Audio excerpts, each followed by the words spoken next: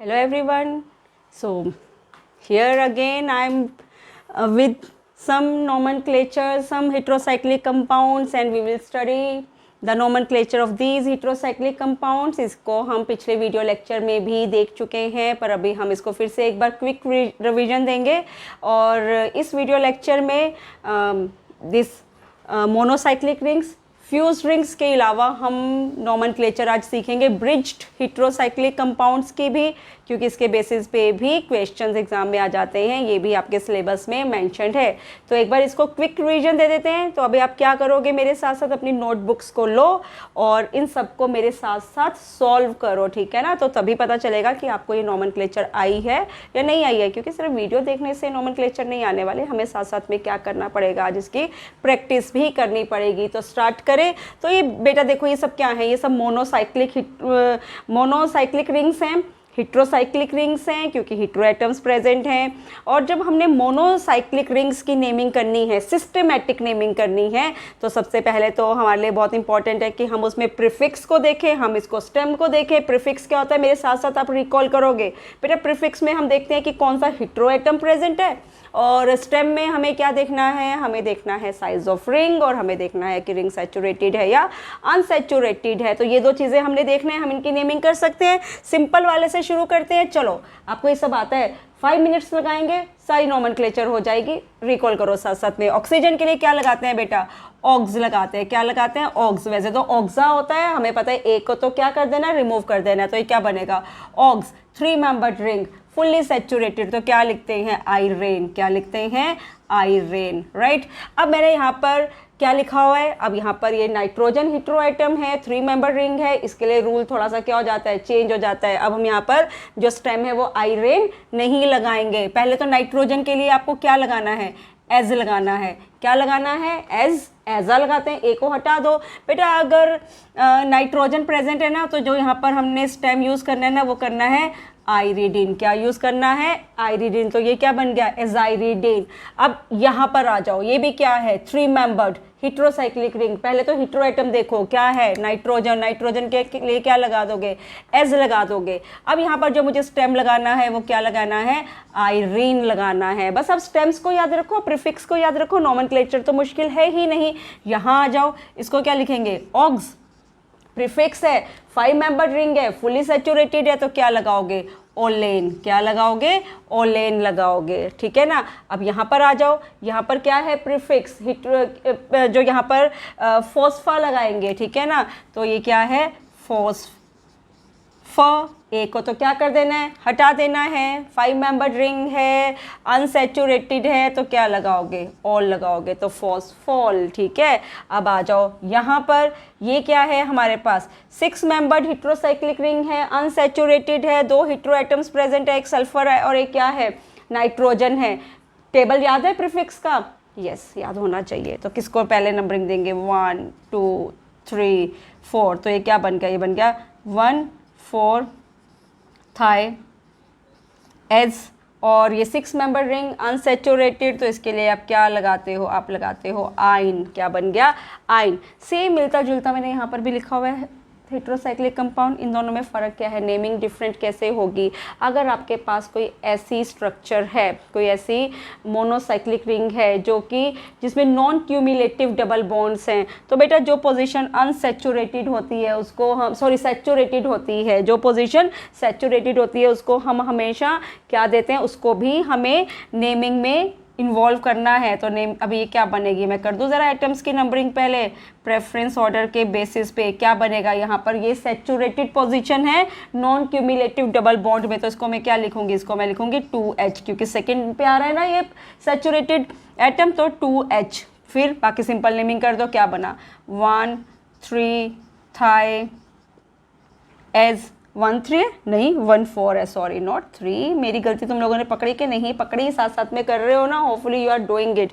तो थाई एज, और यहाँ पे क्या बन जाएगा, आइन बन जाएगा, ठीक है। अब आ जाओ यहाँ पर नेमिंग करें ज़रा इसकी, कैसे करेंगे, प्रीफिक्स टेबल का ऑर्डर के हिसाब से इसको हम नंबर देंगे हेटेरो एटम्स को, राइट। तो 1 2 3 4 5 क्या बना, ये बना 1 3 ऑक्स एज ऑल, क्योंकि अनसैचुरेटेड 5 मेंबर्ड रिंग थी। यहाँ पर आ जाओ, ये 7 मेंबर्ड रिंग है, क्या प्रेजेंट है, ऑक्सीजन है, अनसैचुरेटेड भी है, तो क्या लिखोगे, ऑक्स इपाइन लगाते हैं ना, अगर 7 मेंबर्ड रिंग है, अनसैचुरेटेड है, तो ये दोनों तो सेम ही हो गए, तो इसको तो क्या ही करना है, तो यहाँ से इसको हम कर देते हैं, डिलीट कर देते हैं, ठीक है। तो ऐसे क्या करते हैं बेटा, हम नंबरिंग करते हैं कि इनकी मोनोसाइक्लिक रिंग की, सिस्टमेटिक नेमिंग है, और बस आप प्रीफिक्स और स्टेम को समझ लो क्या है, नेमिंग तो गलत होने का मतलब है ही नहीं। तो अभी अगर हमने इसको क्विक रिकॉल दे दिया, अभी मैं कुछ एग्जांपल्स आपको करवाने वाली हूँ फ्यूज रिंग स्ट्रक्चर के। आपको जो मैंने अभी असाइनमेंट दिया था ना, तो उसमें अभी आप लोगों ने काफ़ी गलतियाँ की हैं, और बेसिकली गलतियाँ पता है ज़्यादा कहाँ हो रही हैं, जहाँ पर एक रिंग में 2 नाइट्रोजन एटम्स हैं, वहाँ आप बॉन्ड को नंबर देते हुए थोड़ी सी गड़बड़ कर रहे हो। तो अभी हम इन एग्जांपल्स को भी एक बार समझ लेते हैं, ठीक है। तो अभी कुछ एग्जांपल्स किसके कर रहे हैं, फ्यूज्ड हेट्रोसाइक्लिक रिंग्स के, और इसमें हमें क्या 2 चीज़ें सिलेक्ट करनी है, एक बेस कंपोनेंट और एक क्या करना है, सेकेंड कंपोनेंट। इससे पहले कि मैं यहाँ पर ये सारे डिस्कस करना शुरू करूँ, एक बार बेस कंपोनेंट और सेकेंड कंपोनेंट के बेस कंपोनेंट को सिलेक्ट करने के रूल्स एक बार फटाफट से रिकॉल कर लो, फिर हम करते हैं इसकी नेमिंग। सो ओके बेटा, ये देखो, ये हमारे पास कुछ ऐसी रिंग स्ट्रक्चर्स हैं जो क्या हैं, फ्यूज्ड हैं। तो ज़रा इनकी भी नेमिंग हम 1 बाय 1 सीख लें। मैंने आपको क्या कहा था, सेकंड कंपोनेंट और बेस कंपोनेंट को कैसे अलग अलग करते हैं, और दूसरा बेस कंपोनेंट को सिलेक्ट करने के रूल्स, उनको ज़रा समझ लें एक बार। क्विक रिकॉल, फिर से आपको सारे रूल्स आते हैं होपफुली। तो आ जाओ, दोनों रिंग्स कौन सी हैं, दोनों ही रिंग्स क्या हैं, 5 मेंबर्ड रिंग्स हैं। 5 मेंबर्ड रिंग्स हैं, तो एक में हीट्रो एटम अगर नाइट्रोजन है, तो हमेशा उस रिंग को जो नाइट्रोजन कंटेन कर रही है उसको मान लो base component, irrespective of the order of the table. Table के ऑर्डर को भूल जाओ, सिर्फ किसको मानोगे, जिस रिंग में नाइट्रोजन प्रेजेंट है उसको मान लोगे बेस कंपोनेंट।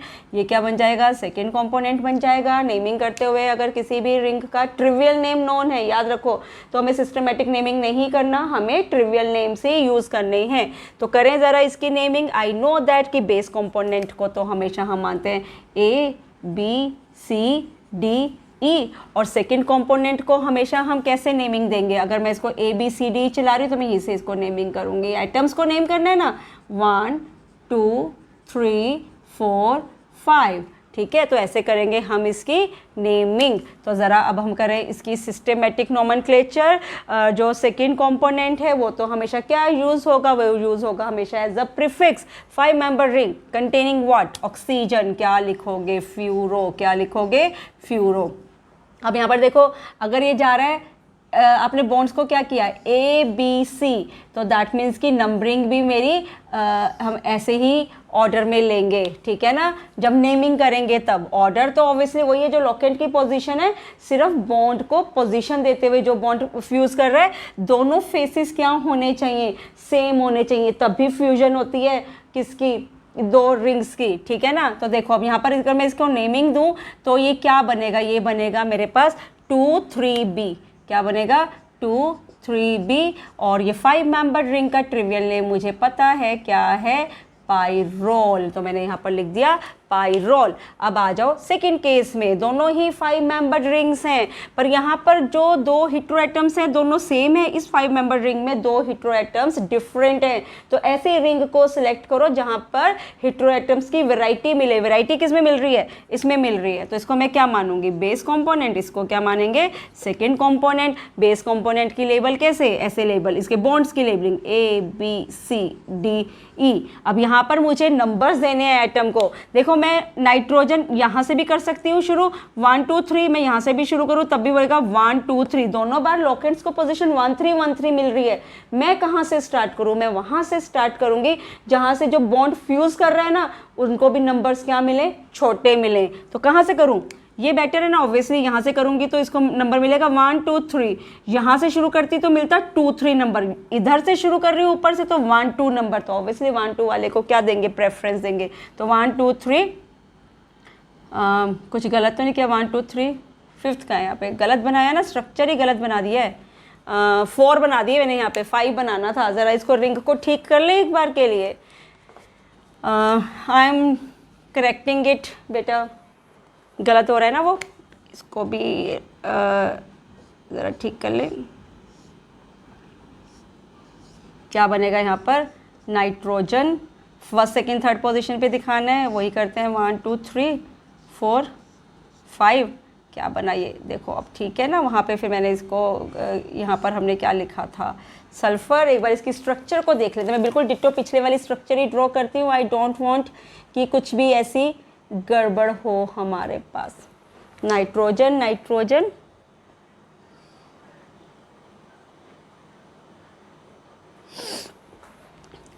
किस तरफ था, चलो अब कोई बात नहीं, जैसा भी बन रहा है ना, अगर थोड़ा सा पिछले से डिफरेंट भी हो रहा है ना तो कोई बात नहीं, हम उसको देख लेंगे। बस यहाँ पे इसको ऐसे दे देते हैं, ठीक है। अब देखो हमने इसको क्या करना था, लेबल करना था। तो ये क्या था, अब 5 ही बने ना, हाँ वो तो मैंने 4 बना दिए थे।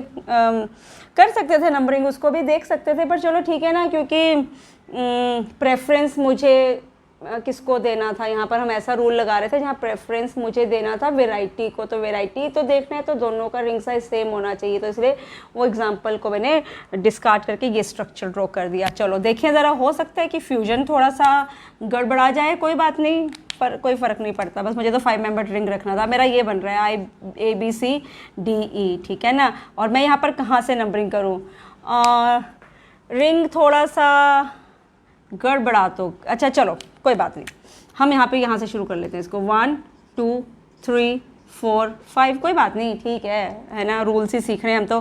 मैं यहाँ से नेमिंग करती तो 1 2 3 बनता, 1 2 3 बनता, तो इनको नंबर क्या मिल जाता, बॉन्ड को जो फ्यूज़ कर रहा है बड़ा मिल जाता। मैंने आपको बोला कि इस चीज़ का भी आपको क्या रखना है, ध्यान रखना है। अब मैंने इनके नंबर्स को लेबल कर दिया, ABCDE अगर ऐसे जा रहा है तो नंबर को भी मैं प्रेफरेबली क्या करूँगी, ऑब्वियसली दोनों जो रिंग्स के फेसेस हैं वो बिल्कुल एक जैसे होने चाहिए, पैरेलल होने चाहिए, एंटी पैरेलल नहीं होने चाहिए, है ना। ये रूल मैं आपको पहले भी समझा चुकी हूँ। चलो करें इसकी नेमिंग। अब ये क्या है, ये तो बना 3 membered ring, 5 membered ring containing nitrogen at first and third position। 5 membered ring containing nitrogen at first and third position। Imidazole कहते हैं अनसैचुरेटेड रिंग है, तो उसके लिए मैं क्या यूज़ करूँगी, मैं यूज़ करूँगी इमिडाजो। क्या यूज़ करेंगे, इमिडाजो। अब ज़रा बॉन्ड की फ्यूजन को देखें, सारा पंगा ही बॉन्ड की फ्यूजन से होता है, तो इसका ज़रा ध्यान में रखना, और कम से कम जहाँ पर 2 नाइट्रोजन आ जाएँ।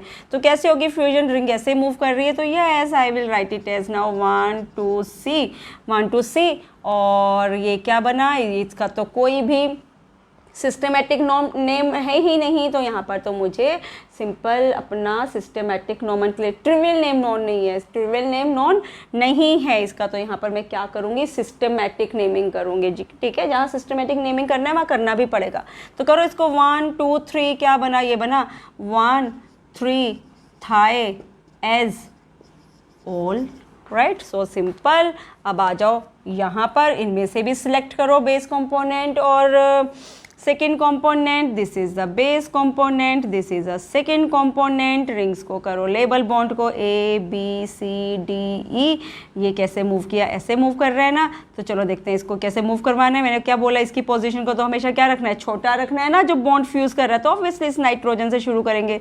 1 2 3 4 5, क्योंकि काफ़ी बच्चों ने इसी में गड़बड़ किया हुआ था, इसलिए मैंने एग्जाम्पल ज़्यादा लिए, ठीक है। करें नेमिंग। सबसे पहले तो सेकेंड कंपोनेंट, अभी भी ये इमिडाजोल है, तो ये क्या बनेगा, ये तो बन जाएगा इमिडाजो। इमिडाजो के बाद ज़रा नेमिंग करें। अगर ये ABC ऐसे आ रहा है तो मुझे इसको भी ऐसे ही चलाना है। दोनों जो वो हैं रिंग्स हैं, उनके जो फेसेस हैं वो पैरेलल आने चाहिए ना, तभी फ्यूज़ करेंगे। तो ये क्या बनेगा, अभी ये बन जाएगा 1 2 नहीं, अब मैं इसको लिखूँगी 2 1 B, 2 1 B। नेमिंग करें, क्या बना, 1 2 3 सेम, वो भी वही बना, बस 1 3 ऑग्स एज ऑल, सो सिंपल। अब आ जाओ इस केस में 6 मेंबर्ड रिंग, और ये क्या है, 5 मेंबर्ड रिंग। दोनों में नाइट्रोजन हिट्रो एटम है, तो हिट्रो एटम में नाइट्रोजन को प्रेफरेंस वाली बात तो यहाँ से हटाई, तो दोनों में नाइट्रोजन है, तो रिंग साइज देखेंगे। रिंग साइज किसका बड़ा है, इसका बड़ा है, तो ये बन गया बेस कंपोनेंट। ये क्या बन गया, सेकेंड कंपोनेंट। तो क्या बना, ABCD D I am hoping कि you are doing this with me, तो मेरे साथ ये अपनी नोटबुक में कर रहे हो, नहीं तो कोई फ़ायदा नहीं है सिर्फ वीडियो लेक्चर देखते रहने का, साथ साथ में नेमिंग भी करो। अब ये बहुत इंपॉर्टेंट है कि अब यहाँ पे 3 नाइट्रोजन है, मैं नंबरिंग कहाँ से स्टार्ट करूँ? तो मैं नंबरिंग ऐसे स्टार्ट करूँगी कि लोकेंट्स को तो छोटा पोजीशन मिले ही मिले, पर ये जो बॉन्ड फ्यूज़ कर रहे हैं ना, इसको भी नंबर क्या मिले? छोटा मिले। तो अगर सपोज करो मैं इसको यहाँ से शुरू करूँ तो ये क्या बनता है? 1 2 3 4 5। और अगर मैं यहाँ से शुरू करती तो क्या बनता? 1 2 3 4 5, तब इसको मिलता 4 5। पर मैंने इस तरह से चलाया तो इसको नंबर क्या मिला? 3 4। जो बॉन्ड फ्यूज़ कर रहा है उसकी पोजीशन भी क्या हुई? छोटी हुई। तो ये भी, इसका भी मुझे ऑर्डर देखना था, तो इसका ऑर्डर देखने के अकॉर्डिंगली रूल क्या कहता है कि नंबरिंग को ऐसे शुरू करो 1 2 3 4। तो यहाँ पर बॉन्ड कैसे फ्यूज़ कर रहा है? ये जा रहा है ABCDE, तो इसको भी मैं कैसे चलाऊंगी? Like this. और ये क्या है? Second component. सेकंड कंपोनेंट को मुझे क्या मानना है? As a prefix, I know that. तो ये क्या बनेगा? ये बनेगा 1 2 4 ट्राई एज, 5 मेंबर रिंग है, ट्राई एज ऑल। और ये कैसे फ्यूज़ कर रहे हैं ज़रा देखें। अब ये फ्यूजन हो रही है 4 3 B स्क्वायर ब्रैकेट बंद। और ये तो इसका ट्रिवियल नेम तो मुझे पता है क्या है? पीरिडीन। तो मैं यहाँ पर लिख दूंगी पीरिडीन। ठीक है, अब आ जाओ इस पे। इसमें से कौन सा? ये तो बहुत सिंपल है, अब तो इतने एग्जांपल्स कर लिए, ऐसे ऐसे तो सिंपल ही लगेंगे, है ना। तो ये क्या हुआ? Base component. ये क्या हुआ? Second component. तो ये क्या बना? ABC। वैसे मैं यहाँ अंदर लिख देती हूँ ना, वहाँ क्यों लिखूँ? यहाँ लिखते हैं इसके साइड पे ABCDEF। और इसकी नंबरिंग करो तो क्या होगा? 1 2 3 4 5। अच्छा, ये बड़ा इंपॉर्टेंट है कि अगर यहाँ से शुरू कर रही हूँ तो क्या बन रहा है? 1 2 3। यहाँ से शुरू करूँगी 1 2 3 4। 3 4 यहाँ भी बन रहा है दोनों, चाहे मैं यहाँ से शुरू करूँ तब भी 3 4, यहाँ से शुरू करूँ तब भी 3 4। और पता है यहाँ पे मैं क्या करूँगी? अगर ABCDE ऐसे जा रहा है ना, तो आई विल प्रेफर कि 1 2 3 4 भी ऐसे ही जाए। समझ में आया? तो मैं नंबरिंग ऐसे नहीं चलाऊंगी, इस तरफ से चलाऊंगी कि दोनों फेसेस आपस में क्या हो जाए? पैरेलल हो जाए। ध्यान रखना, क्योंकि अगर तुमने ये बॉन्ड जहाँ से फ्यूज़ कर रहे हैं इसका नंबरिंग सही नहीं किया ना, एक नंबर कट जाएगा एग्जाम्स में। तो यहाँ पर नेमिंग करें तो ये क्या बना? ये तो बना थायइनो, राइट। अब कैसे बॉन्ड फ्यूज़ कर रहे हैं? 3 4 B, और उसका तो ट्रिवियल नेम मुझे पता ही है, पीरिडीन होता है। तो मैंने यहाँ पे लिख दिया पीरिडीन। तो ये फिर से हमने कुछ एग्जांपल्स को रिकॉल किया, और होपफुली आपको ये सब, अगर आपने मेरे साथ साथ प्रैक्टिस किया तो अभी आप इनको कभी भी भूलने वाले नहीं हो। अभी हम नोमेनक्लेचर सीखते हैं जहाँ पर हम यूज़ कर रहे हैं ब्रिज्ड हेटेरोसाइक्लिक कंपाउंड। ज़रा अब उसकी भी नेमिंग सीखो, आसान है, सिंपल है, इसको भी तुम अच्छे से कर लोगे। तो स्टार्ट करें ज़रा। तो बच्चों, ये हमारे पास कुछ स्ट्रक्चर्स हैं, ये हमारे पास क्या है? ब्रिज्ड कुछ हेटेरोसाइक्लिक कंपाउंड्स हैं। तो देखो, जब हमने इनकी नेमिंग करनी है ना, ज़रा इनको भी समझ लो। मैंने यहाँ पे 3 एग्जांपल्स दे दिए, पेपर में कोई भी एग्जांपल आएगा आप कर लोगे, बस इनको ज़रा ध्यान से समझो, इनकी नंबरिंग कैसे करते हैं। बेटा ये देखो, ये हमारे पास क्या है? यहाँ पे ब्रिज्ड हमारे पास ऑक्सीजन है। ये जो ब्रिज्ड ऑक्सीजन है, जिस कार्बन के साथ ये लिंक है ना, जहाँ पर ये लिंक है उसको आप नंबर क्या दे दो? 1। उसको क्या नंबर दे दो? 1। फिर चला लो चेन को, ऐसे नंबरिंग को चला दो पूरा ऑर्डर, वहाँ साइकिल चलाओ 1 2 3। यहाँ पे क्या आया? नंबर 4। यहाँ क्या आया? नंबर 5। ये क्या आया? नंबर 6। ये क्या नंबर आया? 7। यहाँ पे ये 7 एटम्स प्रेजेंट है। 7 एटम्स अगर हमारे पास कंपाउंड होता है तो हम उसको हेप्टेन कहते हैं ना, क्योंकि यहाँ पर कोई अनसेचुरेशन तो है नहीं, तो यहाँ पर नाम बनेगा हेप्टेन। अब देखो इसकी नंबरिंग क्या करते, कैसे करते हैं। यहाँ पे 7th पोजीशन पे आपने क्या लगाया? ऑक्सा लगाया। तो बेटा आप नंबरिंग पता कैसे करोगे? देखो सीखो, आप लगाओगे 7 ऑक्सा। क्या ये बाईसाइक्लिक कंपाउंड है? यस। तो हम यहाँ पर क्या लगाएंगे? फिर यहाँ पर हम लिखेंगे बाईसाइक्लो। बाईसाइक्लो लिख दिया। बेटा अब हमें पता है क्या करना है? हमें ये बताना है कि जो हमारे पास ब्रिज हेडेड एटम है ना, उसके आसपास कितने एटम्स हैं। जैसे ये ब्रिज हेडेड एटम्स हैं, इनके अराउंड कितने एटम्स हैं जो ब्रिज्ड नहीं है? 2 एटम्स। 1 2। ये 2 एटम्स क्या हैं? ये ब्रिज्ड नहीं है, 2 एटम्स है ना, तो यहाँ पे लिख दो 2, फिर डॉट, फिर दूसरी रिंग पर आ जाओ। ये इसका ब्रिज हेडेड एटम है, ये भी ब्रिज हेडेड एटम है। इसके पास कितने एटम्स है जो ब्रिज हेडेड नहीं है? 2। तो यहाँ पे क्या लिख दोगे? 2। और ये सिर्फ एक ब्रिज हेडेड है, तो यहाँ पे आप इसको क्या लिखोगे? 2 2 1। ठीक है। और क्योंकि ये 7 मेंबर था तो यहाँ पर नाम क्या लिख दोगे? हेप्टेन लिख दोगे। तो क्या मैंने आपको समझाया, इस एग्जाम्पल को देखकर हम इसे भी समझ लेते हैं। नेमिंग हमेशा कहाँ से स्टार्ट, नंबरिंग कहाँ से स्टार्ट करनी है, यहाँ से 1 2 3 4 5 6 7। अभी यहाँ पे 7th पोजीशन पे क्या प्रेजेंट है, 7th पोजीशन पे यहाँ पे प्रेजेंट है एजा। याद रखना ओक्सा एजा ऐसे लिखना है, यहाँ पे ए को नहीं रिमूव करना जो हम सिस्टमेटिक नेमिंग में पहले कर रहे थे। और ये बाईसाइक्लिक कंपाउंड्स है तो इसको भी क्या लिखोगे, बाईसाइक्लो। अब ज़रा देखें यहाँ पर भी ये जो दो ब्रिज हेडेड एटम्स हैं इसके अराउंड कितने एटम्स हैं प्रेजेंट हैं, 2 1 2। तो क्या लिखोगे, नंबर 2 डॉट। इसके अराउंड भी कितने प्रेजेंट है, ये दो, ये किसी के साथ भी ब्रिज्ड नहीं है तो 2। और यहाँ पर इसकी वजह से नंबर क्या आएगा, 1। कितने प्रेजेंट हैं यहाँ पर अभी आपके पास, ये आपके पास बन रही है हेप्टाडाइइन। ये क्या बन रहा है आपके पास, हेप्टाडाइइन। तो आप इसको कैसे लिखोगे, इसके नाम को आप लिखोगे हेप्टा। और क्या प्रेजेंट है आपके पास, क्या किया था 1 2, सेकेंड पोजीशन पर 5th प्रेजेंट पे पोजीशन पे डाइइन है तो क्या करोगे 2 5 डाइइन। अगर आपको ये नेमिंग समझ में आई तो ज़रा इस तरह के भी नेमिंग को देख लें। चलो यहाँ पे भी करते हैं। ये हमारे पास क्या है, ये सेंटर वाले को मान, ये ब्रिज्ड हमारे पास कार्बन है, ठीक है। तो हमने नंबरिंग इसी के जो साथ में एटम्स प्रेजेंट है यहीं से नंबरिंग शुरू करना है।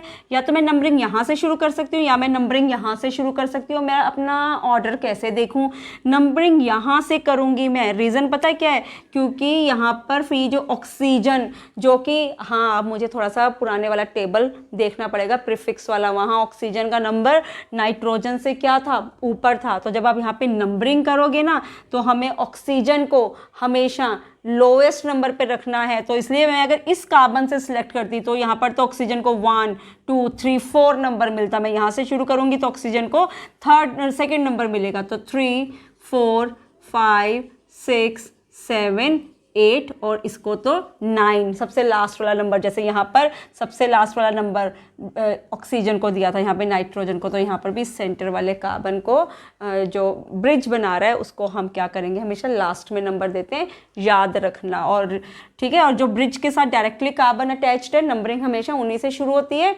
नंबरिंग कैसे देनी है वो लोकेंट्स के पोजीशन को मैंने यहाँ पे डिस्क्राइब कर ही दिया। तो ज़रा करें इसकी नंबरिंग। तो यहाँ पे 4th पोजीशन पे क्या प्रेजेंट है, तो आप लिखोगे 4 एजा।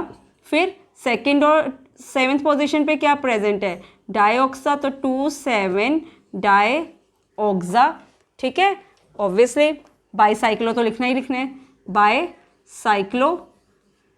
अब देखो ये ब्रिज हेडेड, इसके अराउंड कितने नॉन ब्रिज्ड एटम प्रेजेंट है, 1 2 3। तो मैं यहाँ पे क्या लिखूंगी, नंबर 3।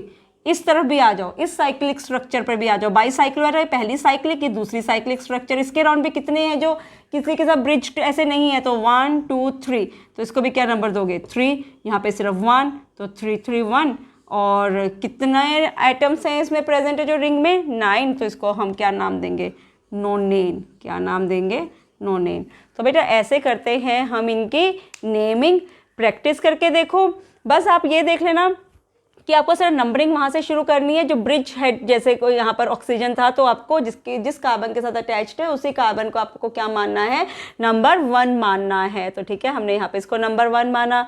ये नंबर 1 कार्बन, यहाँ पर भी ये CH2 इसके साथ ये कार्बन डायरेक्ट अटैच था, तो मैं नंबरिंग यहाँ से और यहाँ से कहीं भी शुरू कर सकती थी। पर ऑक्सीजन की पोजीशन को देखते हुए मैंने नंबरिंग कहाँ से स्टार्ट किया, इस तरफ से स्टार्ट किया कि लोकेंट्स को क्या मिलता रहे, लोअर पोजीशन मिलता रहे। पहले आप एक रिंग को कंप्लीट करोगे, साइक्लिक रिंग को, फिर आप दूसरी रिंग की तरफ प्रोसीड करते हुए जाओगे। ठीक है, तो बेटा ऐसे करते हैं इनकी नेमिंग। 2-3 एग्जांपल्स करके देखो और बुक्स में से भी, अदरवाइज मैं भी आपको इसकी असाइनमेंट दे दूंगी तो हम इन्हें सॉल्व करके देखेंगे।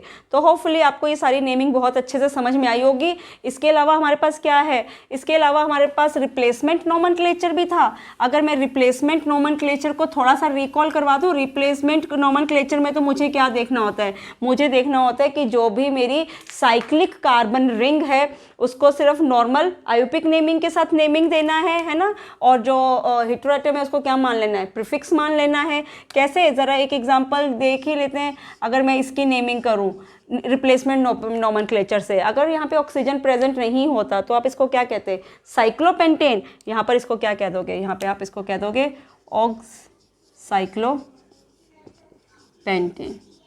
Aux cyclopentane. पेंटेन। जैसे अगर आपके पास यहाँ पर क्या प्रेजेंट है, NH अगर मैं यहाँ पर लगा दूँ तो ये तो वैसे तो साइक्लोब्यूटेन है, तो नाम इसको क्या लगाओगे, तो आप इसको लगाओगे, अच्छा इसमें ना एक चीज़ और याद रखना, ए लगेगा,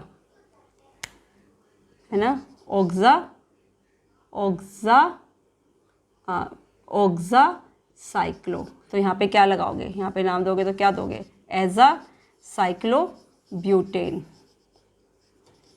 जैसे अगर यहाँ पे मैं ये कर दूँ स्ट्रक्चर, ये सब बहुत ही तो सिंपल सी है, हमने इतना बार कर लिया इसको, है ना। अगर ये पिरिडीन है वैसे तो, अगर इसका नेमिंग करना है तो मैं क्या करूँगी, मैं कहूँगी इसको एजा बेंजीन, क्योंकि यहाँ पे जो साइक्लिक रिंग है, कार्बन साइक्लिक रिंग है, उसको तो हमने नेमिंग कैसे देना है, जैसे हमने आईयूपिक में नेमिंग सीखा हुआ है, उसके हिसाब से हम सिर्फ हेटेरो एटम को प्रीफिक्स मान लेंगे, बाकी तो जो पेरेंट रिंग है उसको आईयूपिक नेम नॉर्मल, जो भी हमारे पास कार्बन साइक्लिक रिंग है उसको तो जो उसके नॉर्मल आईयूपिक नेमिंग्स है उससे हमने क्या कर देना है, इसे नेमिंग दे देना है। तो सिंपल नॉमेनक्लेचर है, आपने किया हुआ है। तो होपफुली आपको नॉमेनक्लेचर्स तो अब सब टाइप की समझ में आ गई, बस यही टाइप सी नॉमेनक्लेचर की, इसके अलावा कोई क्वेश्चन और आपको नहीं आएंगे। अगर आपको समझ में ये सब आ गया तो चलो थोड़ा सा हम और आगे प्रोसीड करते हैं। आज हम देखते हैं एरोमेटिसिटी इन हेटेरोसाइक्लिक कंपाउंड, ठीक है, what I am saying, aromaticity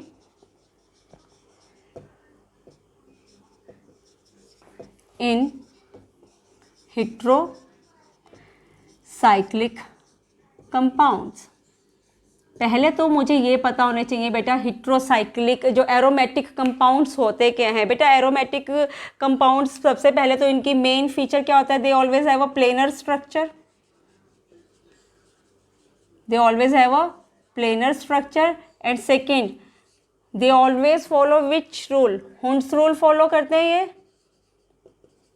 क्या है हुंड्स रूल, कि हर एक एरोमेटिक स्ट्रक्चर में 4n+2 पाई इलेक्ट्रॉन्स होने ही चाहिए, 4n+2 pi electrons, where n can be 1 2 3 and so on. इसको हम कहते हैं कि हुंड्स रूल फॉलो हो रहा है। और फोर्थ रूल क्या है कि उसमें जो कॉन्जुगेशन होना चाहिए, they should always be conjugated. ये बहुत इंपॉर्टेंट फीचर है, क्योंकि इसी की वजह से ही जो एरोमेटिक कंपाउंड्स है ना, कॉन्जुगेशन की वजह से उनको क्या मिलती है, स्टेबिलिटी मिलती है। तो ये सब तो बेसिक फीचर्स हैं अगर हमने किसी भी कंपाउंड को क्या बोलना है, एरोमेटिक बोलना है। एग्जांपल देखें ज़रा, बेंजीन से शुरू करें। वैसे तो हमने हेटेरोसाइक्लिक शुरू करना है, पर मैं इसमें शुरू कर रही हूँ सबसे पहले बेंजीन को, क्योंकि ये तो सबसे ही बेसिक एग्जाम्पल है। अगर हम बेंजीन को देखें, this is our benzene structure, right. Benzene क्या है, ये प्लेनर तो है ही है। सेकेंड वन, ये कॉन्जुगेटेड भी है, ऑल्टरनेट पोजीशन पे डबल सिंगल बॉन्ड भी हैं, और ये 4n+2 पाई इलेक्ट्रॉन रूल को भी फॉलो कर रही है। कैसे, n की वैल्यू अगर मैं यहाँ पर क्या करें, अगर हम यहाँ पर n की वैल्यू को 1 पुट करें तो ये क्या बन जाता है, 4 × 1+2 that is 6 pi electrons. Yes, तो it is following the Hund's rule. n की वैल्यू 1 2 3 कुछ भी पुट कर सकते हैं, हमने n की वैल्यू पुट किया तो we get what, 6 pi electrons. Yes, it has a 6 pi electrons which are delocalised and which are conjugated also. अब देखो क्या है, बेंजीन में ना मैं एक कार्बन को रिप्लेस करके मैं क्या लगा दूं, नाइट्रोजन। क्या लगा दूं, नाइट्रोजन। तो ये क्या बना, एजा बेंजीन, और what, trivial name pyridine, right. अब देखो इसको लगाने से क्या हुआ, इसको लगाने से क्या हुआ, कार्बन की जगह पे नाइट्रोजन लगा दिया। Nitrogen is more electronegative than carbon. तो ये क्या करेगा, सबसे पहले तो ये वाले कार्बन की जो बॉन्ड्स हैं, इलेक्ट्रॉन्स है ना, बॉन्ड पेयर ऑफ इलेक्ट्रॉन्स, इसको ये अपनी तरफ क्या करेगा, खींचेगा ऑब्वियसली। और यहाँ से भी क्या करेगा, कार्बन से इलेक्ट्रॉन डेंसिटी को नाइट्रोजन अपनी तरफ क्या करेगा, खींचेगा। तो इसकी वजह से कार्बन पे इलेक्ट्रॉन डेंसिटी क्या हो गई, कम हो गई। और ये जो स्ट्रक्चर है अभी भी ये प्लेनर है, but it is slightly distorted now because of the presence of nitrogen. This structure is now what, slightly distorted, but still it is planar, but still it is planar, still it is conjugated and still it is obeying what Hund's rule ये अभी भी follow कर रहा है। तो that means कि है तो ये अभी भी क्या, एरोमेटिक कंपाउंड भी है। पर पता है क्या है, ये है इलेक्ट्रॉन डेफिशिएंट। ये किस कैटेगरी में आ जाते हैं, ये आ जाते हैं इलेक्ट्रॉन डेफिशिएंट हेट्रोसाइक्लिक कंपाउंड्स में they have electron deficient pi electrons. कारण पता है क्या है? कारण ये है कि नाइट्रोजन ने क्या किया, इसने कार्बन से इलेक्ट्रॉन डेंसिटी को खींचा, तो कार्बन पे इलेक्ट्रॉन डेंसिटी क्या हो गई, कम हो गई। तो दे आर 6 मेंबर्ड, ठीक है, it is a 6 membered heterocyclic compound where 6 pi electrons are delocalized on the 6 atoms, but it is in the category of a electron deficient heterocyclic compound। अगर मैं इसकी जगह पर कोई ले लूँ, सपोज करो मैंने यहाँ पर क्या ले लिया, मैंने यहाँ पर साइक्लोपेंटा डाइएनाइल रिंग को ले लिया, ठीक है ना। तो इस केस में क्या हो रहा है बेटा, इसको तो हम पाइरोल भी कहते हैं ना। यहाँ पर क्या है, ये भी 6, यहाँ पर भी मेरे पास कितने पाई इलेक्ट्रॉन्स हैं, it also contain 6 pi electrons, पर यहाँ पर जो 6 पाई इलेक्ट्रॉन्स है ना वो 5 एटम्स के ऊपर क्या है, डीलोकेलाइज्ड है। तो बेटा ऐसे कंपाउंड्स को कहते हैं पाई एक्सेसिव हेट्रोसाइक्लिक कंपाउंड्स। तो आपको ना एक एक मार्क में क्वेश्चन पूछ लेते हैं जहाँ से आपसे डेफिशिएंट और आपसे पाई एक्सेसिव इलेक्ट्रॉन्स का एग्जांपल पूछ लेते हैं। तो 6 मेंबर में आप ये लिख सकते हो और 5 मेंबर में आप क्या लिख दोगे, पाई एक्सेसिव हेट्रोसाइक्लिक कंपाउंड का आप एग्जांपल दे सकते हो। तो अभी तो मैंने आपको कुछ कुछ बता दिया कि एरोमेटिसिटी होता क्या है। तो बाकी हम इसके what aromaticity can cause in heterocyclic compound बहुत इंपॉर्टेंट है ये भी, इसको हम डिस्कस करेंगे नेक्स्ट वीडियो लेक्चर में। तो अभी तक तो आप सिर्फ इतना रिकॉल करो, इतना ध्यान में रखो, बाकी हम करेंगे नेक्स्ट क्लास में। तो होपफुली यहाँ तक का वीडियो लेक्चर अभी तक का आपका बिल्कुल परफेक्ट हो चुका होगा। प्रैक्टिस करो, कोई भी डाउट हो तो ask me in the class. So thanks for your patience and have a nice day.